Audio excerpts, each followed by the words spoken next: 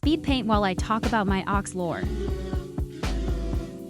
Eden was born into a dysfunctional and deeply religious family. Their parents, Victoria and Damien, were teenagers when Eden was born and were still halfway through high school. They were forced to put their own lives on hold to take care of their child. The only reason Victoria and Damien didn't give Eden up for adoption was because Eden's grandfather promised them a hefty inheritance if they kept and raised them. So, despite their circumstances, they decided to keep Eden. When Eden was 5, their grandfather unexpectedly passed away. His death resulted in Victoria, Damien, and Eden's aunt receiving their inheritance early, with the money now in their hands.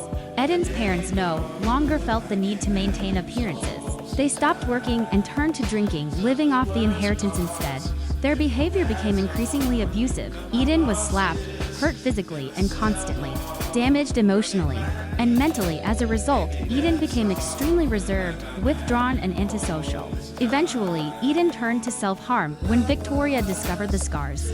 She didn't seek help for Eden. Instead, she hastily covered them with bandages so other people wouldn't notice and judge her for neglecting her child. Eden would be forced to wear the bandages for hours at a time. Fortunately, Eden's aunt, Rosario, eventually noticed what was happening and took them in. For the first time, Eden experienced something resembling a real family. Rosario and Eden's cousin accepted them, and Eden finally had a safe place to live. Then, something unexpected happened. Victoria and Damien had another child, a boy, suddenly. Eden's parents cleaned themselves up and became sober. They wanted to be better parents for their new baby. To Eden, this was incredibly painful. Why could their parents become better people for their new child, but never for them? Although Eden was hurt, they eventually found some peace in their new life with Rosario. They cut contact with their parents and tried to move on. A few years passed. By the time Eden was 14, they began noticing something strange. More and more people were paying attention to them. At first, Eden assumed it was normal. It wasn't.